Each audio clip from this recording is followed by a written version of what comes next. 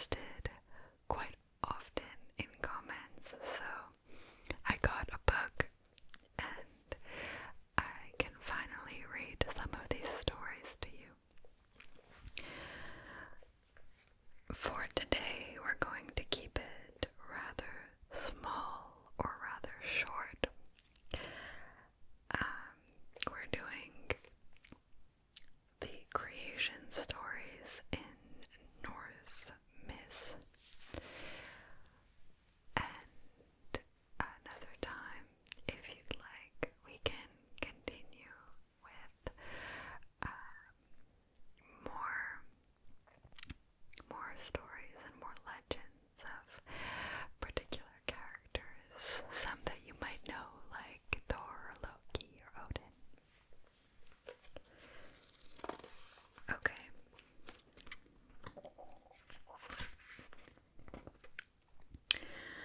So,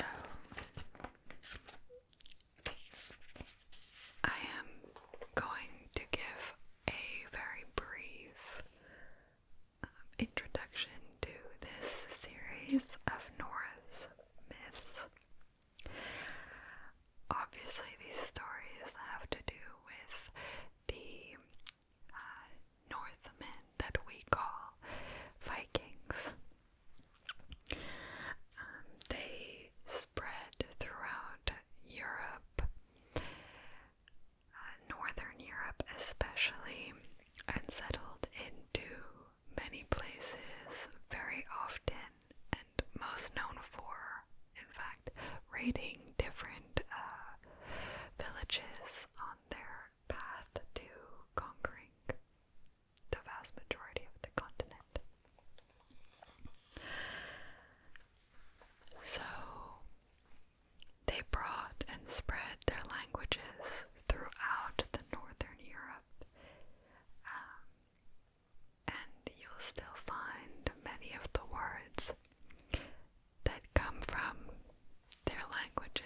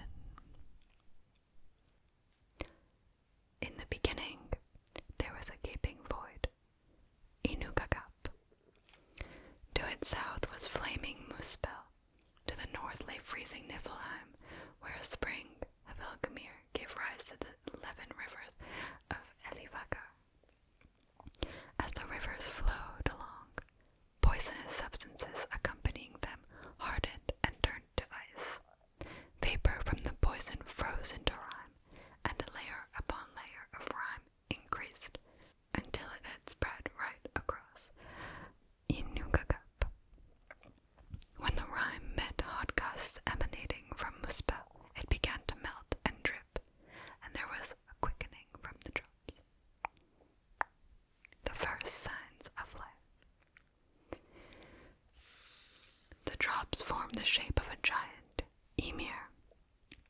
While Ymir slept, he sweated, and from the sweat in his left armpit, two beings were formed, a male and a female. Ymir's two legs mated with each other, producing a monstrous son. These beings began the race of frost giants.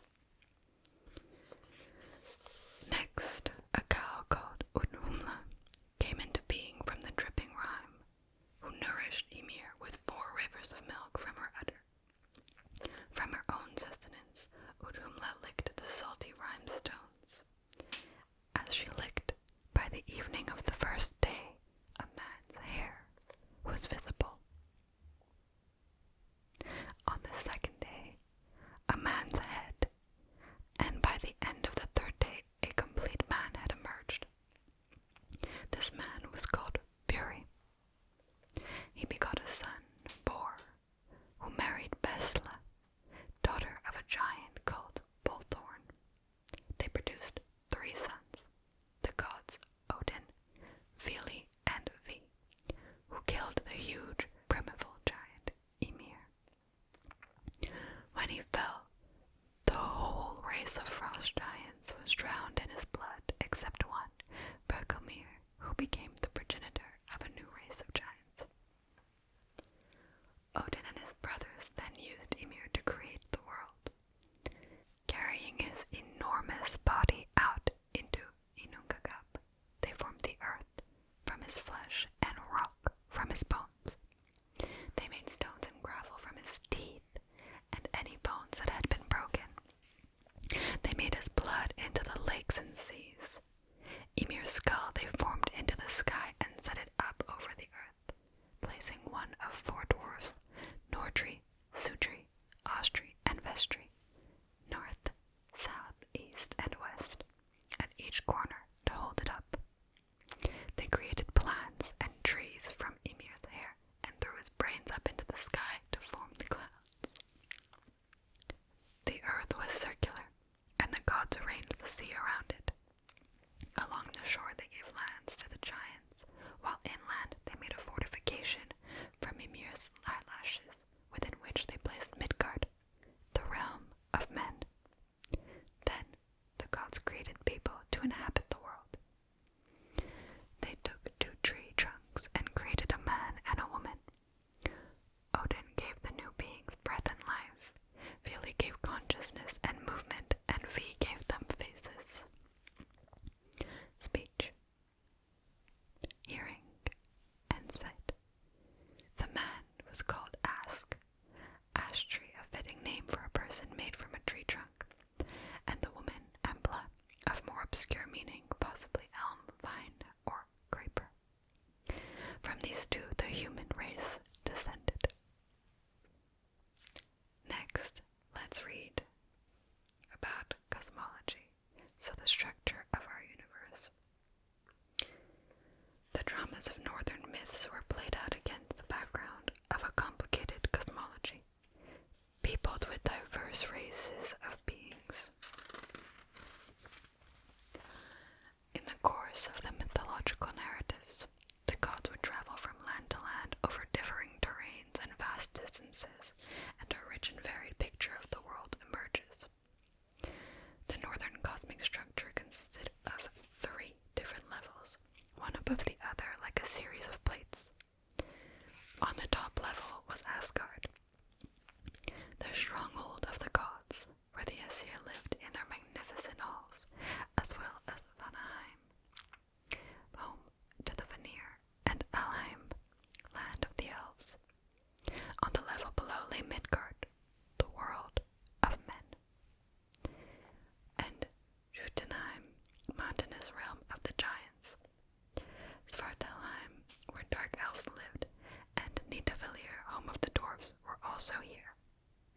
Asgard and Midgard were connected by a flaming bridge, Bifrost, which was very strong and built with more skill than any other structure. Humans knew Bifrost as the rainbow.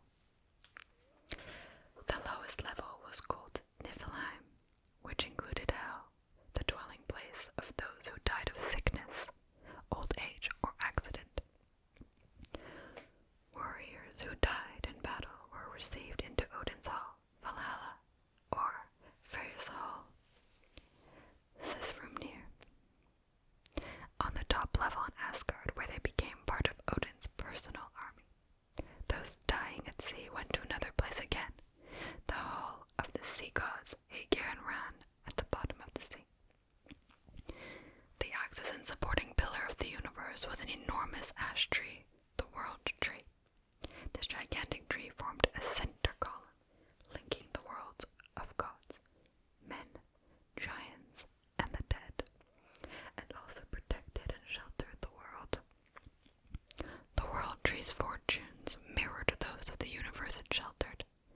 suffered alongside the world at the same time as sustaining it under its protection. Besides gods and men, the northern cosmos were also inhabited by dwarves, elves, and giants. There were two types of elves in northern myth. Light elves, living in Alheim, were thought to be more beautiful than the sun. Dark elves were blacker than pitch, and unlike their light counterparts in nature, the dark elves lived underground in Svartalfheim and appeared to have been similar to, and perhaps interchangeable with, dwarfs. Dwarfs were not in fact thought to be particularly small, but were believed to be ugly. They were famous for their extraordinary craftsmanship, particularly in working precious metals, especially gold. They were able to fashion remarkable objects with magical powers. Most of the treasures belonging to the gods, including Thor's hammer, were made by dwarves. They were thought to have been generated from the soil. Dwarves, that is. They first took form as maggots in the flesh of Ymir, and the gods then gave them consciousness and intelligence. Giants, certainly thought to be of great size, played a significant part in the mythology.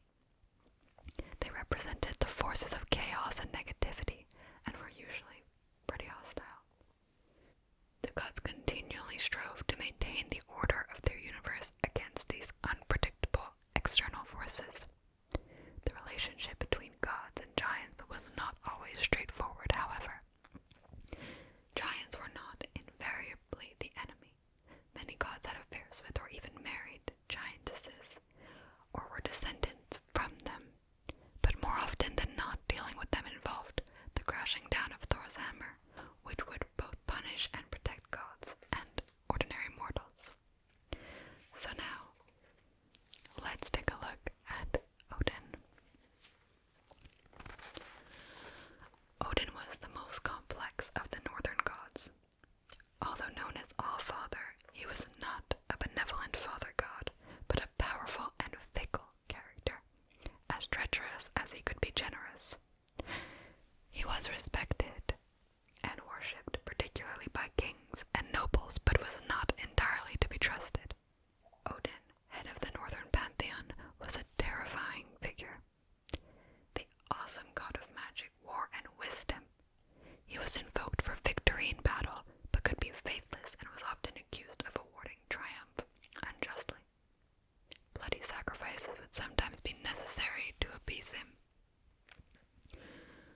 Odin's mastery of magic was legendary. He could change his shape at will, or be transported instantly to distant lands while his body lay as if asleep. His magical abilities made him a formidable opponent. With mere words, he could calm or stir up a sea, extinguish fires, or change the winds. Odin went to great lengths to acquire magical learning. He had only one eye, as he had pledged the other as payment for a drink from a well, which gave inspiration and knowledge of the future.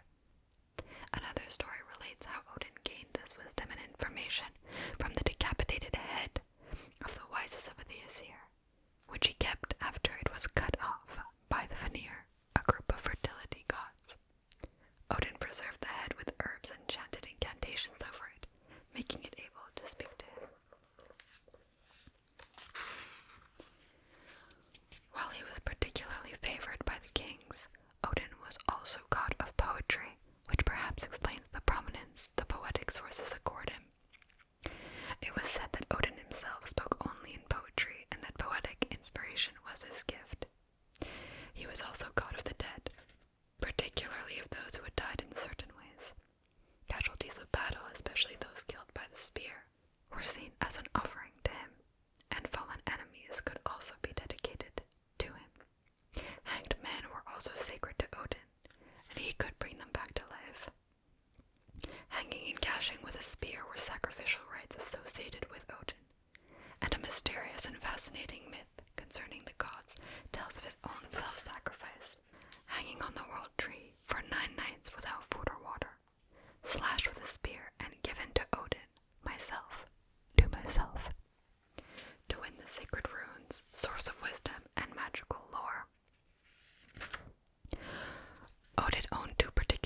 treasures that had been forged by dwarves, his mighty, unstoppable spear, and a gold arm ring, from which 8 other rings of equal weight and value would drip every 9th night.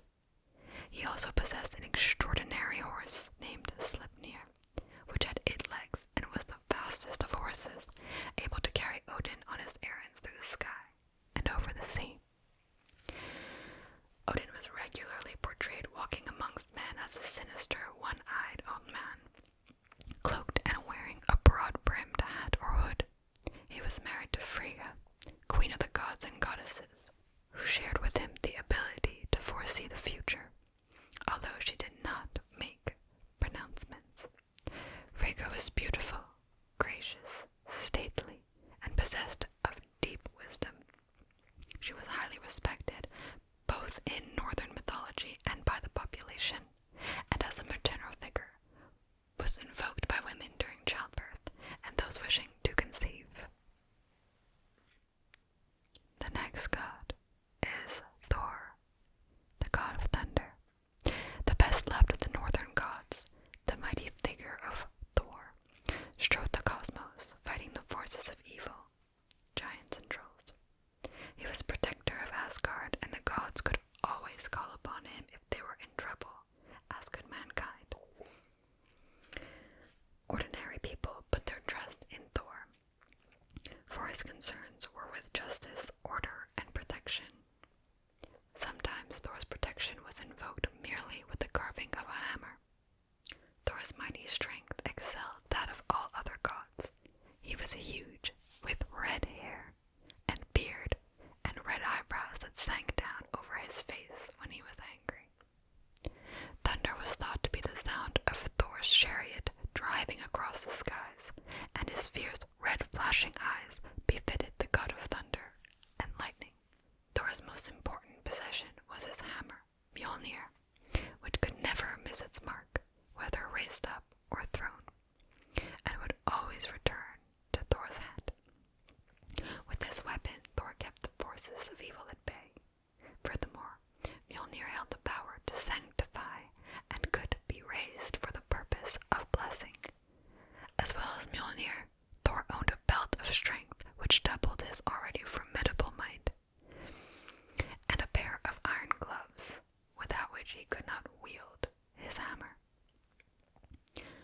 Thor's main occupation was destroying giants. He actively sought them out with the express intention of their annihilation, and seldom hesitated to raise his hammer when he encountered one. Famous stories tell how Thor defeated the giant Ymir, strongest of all giants, in a duel, or how he destroyed the giant Geirrod, in spite of Geirrod's attempt to attack him. The situation was not always clear-cut, however, since giants were occasionally helpful, although Geirrod and his 2 daughters made many attempts to defeat Thor. Another giantess, Grid, chose to forewarn Thor and lend him a staff and some iron gloves. Thor even had 2 sons, Modi and Magni, with the giantess.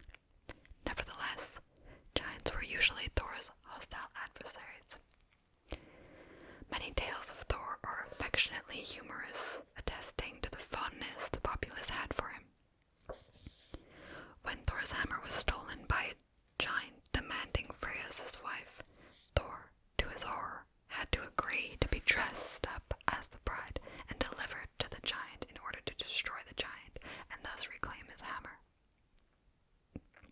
Thor's ultimate adversary at Ragnarok, which according to the myths is yet to happen, will not be a giant, but the world serpent, and one myth tells of an encounter before his final one. Now, moving on to Loki, the trickster, one of the most extraordinary characters in northern mythology. The strange figure of Loki was not a god, yet he was ranked among the Aesir, and was the blood brother of their chief, Odin. There was no evidence that Loki was worshipped as a god, but he appears to be an essential character within the mythological kinship.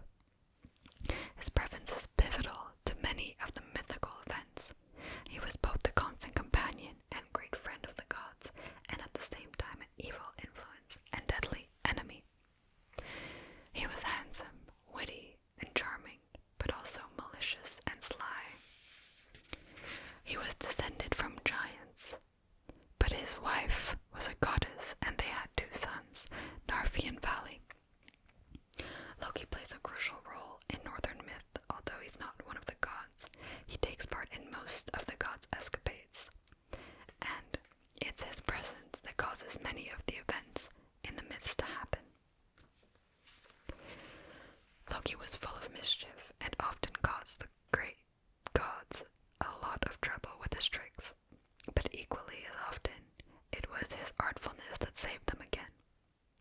Loki could take on the shapes of animals, birds, and in particular insects, reflecting his insidious nature. He became a fly when trying to distract dwarves from their work during the making of Thor's hammer, and a flea in an attempt to steal the necklace of the prisings from Freya. He used the form of a fly to enter Freya's house, and when he found Freya asleep with the clasp of the necklace beneath her, he became a flea and bit the goddess. She turned over, and Loki stole the necklace. The conflict between Loki and the gods was serious and far-reaching, however. When Loki brings about the death of Balder, most beloved of the gods, his true malevolence was shown, and the gods no longer tolerate him. They shackle him until Ragnarok, when he will break free and is destined to show his true colors, fighting on the side of the giants. Loki also produced 3 monstrous children with a giantess, Jormungand, the world serpent, Hel, guardian of the realm of the dead, and a huge wolf, Fenrir. These 3 terrifying creatures all played significant roles in myths, and it was believed the wolf and world serpent would ultimately destroy Odin and Thor at Ragnarok. The gods were all afraid when they discovered Loki's 3 children were being brought up in the land of giants. Odin had to decide their fate and sent gods to bring the monsters before him. He threw the serpent into the ocean where it grew until it encircled the world, biting on its tail. Hel, Loki's hideous, half-dead, half-alive daughter, Odin cast into Niflheim, the land of the dead, charging her with giving food and lodgings to all those sent to her, those who died of sickness and old age. The wolf Fenrir, the Aesir decided to restrain in Asgard, to keep an eye on it, though only the god Tyr was brave enough to tend it. Briefly, we'll take a look at the fertility deities as well. In the constant struggle with difficult terrain and climate, there was much cause in northern mythology to rely heavily on fertility deities.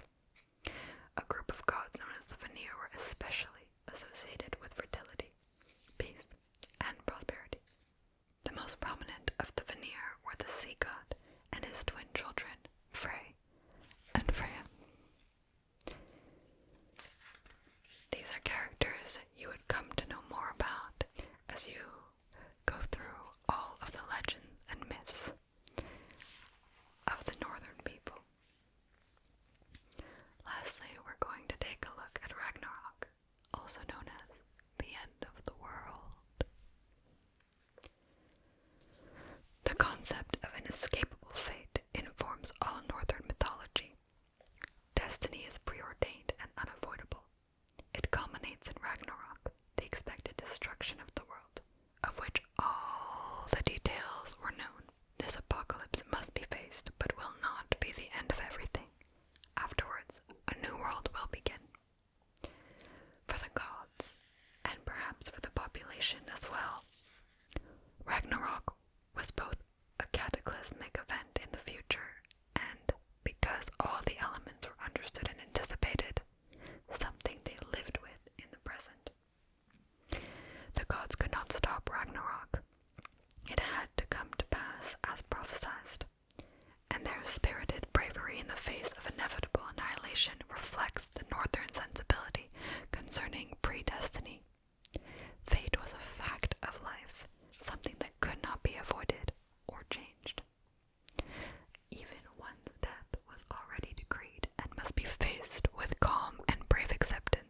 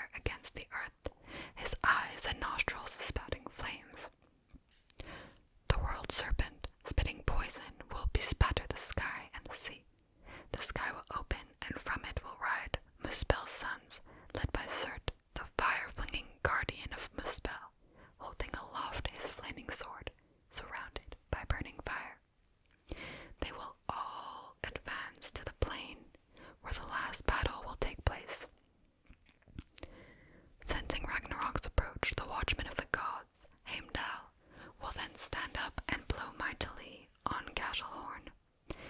The horn used to awaken all the gods and alert them to danger, so that they can hold counsel together. The world tree will shake, and all heaven and earth will be terrified. The gods will arm themselves and will advance onto the plain. Odin will ride in front, brandishing his spear, and attack Fenrir. Thor will be unable to help him, for he must fight the world serpent. He will vanquish it, but will step away only 9 paces before succumbing to the poison it will spit at him.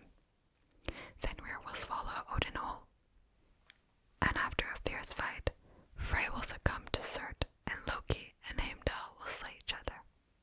Then Surt will fling fire over the whole earth.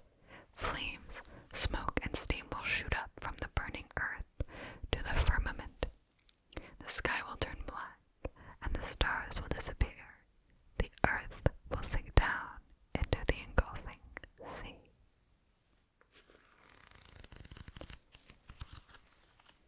We still have so much left to learn and read, but for tonight I will wish you good night, and we will resume our readings another time. I hope that I'll see you soon.